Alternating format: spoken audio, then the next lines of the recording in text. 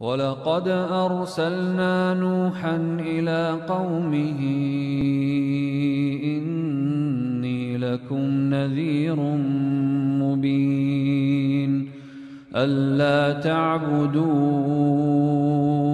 إلا الله إني أخاف عليكم عذاب يوم أليم. Kalau sudah balik lagi silahkan, pengen apa aja diberikan. Minta.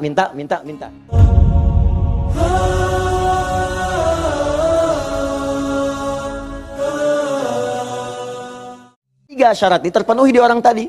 Perhatikan, perjalanan jauh dia tempuh. Sampai tadi banyak debu. Angkat tangan diangkat, yamudu yadayhi ilas sama. Tiga, dia minta dengan al-asmaul husna. Tiga-tiganya lengkap. Seharusnya doa dia dikabulkan 3 kali lebih cepat dari orang biasa. Karena 3 hal tadi dipenuhi. Qurannya ada, hadisnya ada. Bahkan Said Sabiq itu pernah menulis kitab Al-Aqaid Al-Islamiyah. Dalam bab Al-Asmaul Husna disebutkan hadisnya populer. Hampir kalimat-kalimat tauhid di kitab-kitab hadis ada hadis ini. Seorang setelah menunaikan salat kemudian berdoa kepada Allah Subhanahu wa taala di samping Nabi sallallahu alaihi wasallam. Dia berkata, "Allahumma ya Allahul Ahad. Ya Allahul Ahadus Samad, alladzi lam yalid wa lam yulad wa lam yakul lahu kufuwan ahad. Allahumma ighfirli." Dia sebelum mintanya Allahumma ighfirli, tapi sebelum minta didahului dengan al-asmaul husna. Kata Nabi, "Atadri madza tad'u? Atadri madza da'ut?" Tahukah engkau bagaimana engkau baru saja berdoa? Allah wa Rasulullah alam, saya enggak tahu ya Rasulullah maksudnya apa. Kata Nabi, "Da'utallaha bi asma'il a'zam. Idza du'iya bihi ajaba wa idza su'ila biha a'ta." Engkau baru saja bermohon kepada Allah dengan menyebutkan nama-namanya yang paling dahsyat. Yang kalau engkau berdoa dengan mengawali nama-nama itu, maka semua doa akan dikabulkan, semua permintaan akan diberikan. Hadis selesai. Orang ini melakukan ketiganya. Tapi apa jawab Nabi? Allahu Akbar. Dia sudah menempuh perjalanan jauh, dia sudah mengangkat tangannya ke langit, dia menyebut ya Rab, ya Rab, ya Rab. Kata Nabi, "Anna yustajabu lidzalik." Bagaimana doamu bisa dijawab? Bahasa singkatnya, mustahil dijawab, mustahil dijawab. Mintalah kamu begitu sampai kiamat kurang 2 hari. Gak akan dijawab. Gak akan dijawab. Dia ada orang sudah mengerjakan 3 amalan dahsyat, tapi doanya gak dijawab. Kenapa dia? Allahu Akbar. Famat'amu haramun. Karena yang biasa dia makan haram. Mashrabu haramun, minumannya haram. Malbasu haramun, pakaiannya haram. Wa ghudhiya biharamin, dan sumber kehidupannya haram. Maka jadilah yang haram itu seperti sekat seperti ini. Nutuplah cawan doanya. Semakin banyak kumpul, jadilah sekatnya makin kuat begini. Jadi bukan Allah nggak ngabulkan, mau dikabulkan susah, mental terus tuh, mental. Karena masih tertutup dengan yang haram. Maka dari itu, kalau Anda banyak berdoa, padahal doa itu maslahat untuk Anda. Secara umum seharusnya dikabulkan secara umum. Tapi tiba-tiba kok aneh gitu, enggak lagi. Coba lihat, mungkin ada sekat dalam diri Anda. Mungkin ada maksiat, ada yang haram pernah dikerjakan. Buka dulu, buka cawannya. Keluarkan yang haramnya. Buka. Bagaimana membuka itu? Inilah yang tadi kita contohkan dengan ayat-ayat tadi. Tidak ada manusia yang sempurna. Yang sempurna makhluk diciptakan. Makhluk yang sempurna itu cuma malaikat. Tidak ada manusia yang sempurna. Sepanjang kita manusia pasti pernah berbuat salah. Tapi mungkin kesalahan itu menjadi penutup dari keinginan yang ingin kita mohonkan kepada Allah. Kenal Nabi Adam?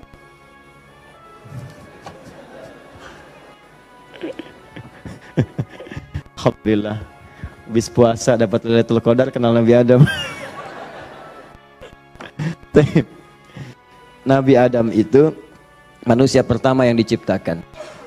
Kemudian ditempatkan di surga. Surga miniatur, tugas pokoknya sebagai khalifah. Bukan surga yang akan kita tinggali nanti. Secara singkat, di surga itu diberikan 2 sifatnya, baik sebagai nabi ataupun sebagai manusia. Untuk pelajaran bagi kita anak cucunya. Disebut Bani Adam, semua anak manusia yang lahir sampai dengan nanti kiamat menjelang, itu semua anak cucu Adam. Ingat ya, disebut Bani Adam. Bani itu anak cucu sampai habis, Bani anak cucu. Jadi semua berasal dari Adam. Jangan pernah dengarkan, jangan pernah mau menyimak kalau ada orang mengatakan manusia bukan berasal dari Adam. Kalau ada yang mengatakan manusia berasal dari monyet, nggak usah dengarkan. Bilang aja kalau Anda berasal dari kecil, jangan ngajak-ngajak saya. Ya, Bani Adam. Nah, ketika dimasukkan ke surga, Maka nikmat surga itu kan diberikan, jaminan kan, Nabi kan dijamin kan, Rasul dijamin kan, maka langsung dimasukkan. Tapi di situ dilatih sifat kemanusiaannya. Apa sifat kemanusiaannya? Quran surah kedua ayat 35. Wala taqraba hadhi syajarata fatakuna minadh zalimin. Awas. Wa qulna ya Adam uskun anta wa zaujukal jannah. Kami firmankan, Adam, kamu dan pasanganmu, istrimu masuk ke dalam surga. Wa kula minha haitsu syi'tum ragadan haitsu syi'tum. Silakan nikmati semua kenikmatan di surga. Wala taqraba. Tapi jangan dekati ini. Jangan sentuh yang ini. Hadhi syajarata, pohon yang ini. Sentuh pun nggak boleh, mendekat nggak boleh. Awas. Jadi nanti ada yang dahsyat, larang itu, larang. Perintahnya ada yang mendekat pun nggak boleh. Apalagi dikerjakan.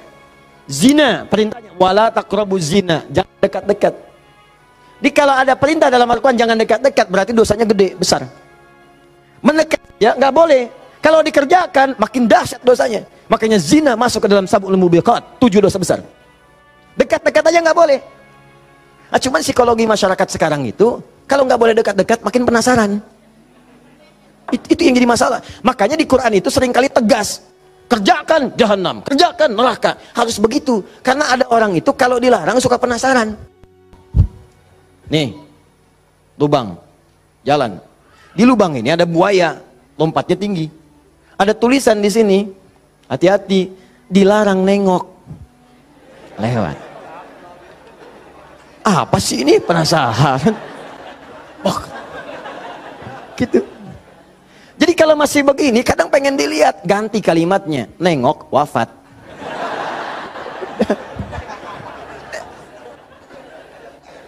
Selesai. Udah. Itu sederhana gitu. Ya, makanya banyak kalimat di Quran tuh begitu. Hati-hati. Ya, orang yang merencanakan pembunuhan berencana, Quran surah 4 misalnya kan, An-Nisa. Ya, misal, dia ayat ke 92-nya. Wa may yaqtul mu'minan muta'ammidan fajaza'uhu jahannam. Orang yang sengaja merencanakan pembunuhan, satu orang beriman saja, maka dia sudah pesan kapling neraka jahanam. Khalidan fiha, kekal di dalamnya. Wa ghadiballahu alaihi, Allah murka kepadanya. Wa la'anahu dilaknat wa 'adalahu 'adzaban 'azima, dan dijanjikan siksa yang dahsyat. Siapa yang pengen pesan kapling di neraka jahanam? Maka muncul yang seperti itu, datang. Saya kembalikan ke sini, maka caranya adalah buka dulu ini nih. Buka dulu sekatnya. Tidak ada yang sempurna. Makanya Nabi Adam ketika kemudian ditempatkan di surga, surga ujian ya, bukan surga yang akan kita tempati. Dari mana dalilnya Ustadz? Karena di surga nanti kita itu sudah nggak ada ibadah lagi. Nggak ada ibadah. Nggak ada yang salat lagi, nggak ada yang puasa lagi. Cukup di dunia aja. Di akhirat tinggal mendapatkan hasilnya. Kita panen nanti. Ya, jangan terlampau soleh. Cita-cita di surga supaya bisa sholat tahajud. Allah, tuh terlampau soleh. Udah tahajud di dunia aja. Nyampe sana tinggal nikmati. Tinggal dinikmati. Kebiasaan dunia masuk semua. Ya Allah, makan nikmat, pengen anggur, nggak usah jauh-jauh, tinggal ngambil. Masya Allah. Ustadz merokok boleh nggak? Oh, silakan, ambil apinya di neraka. Ya.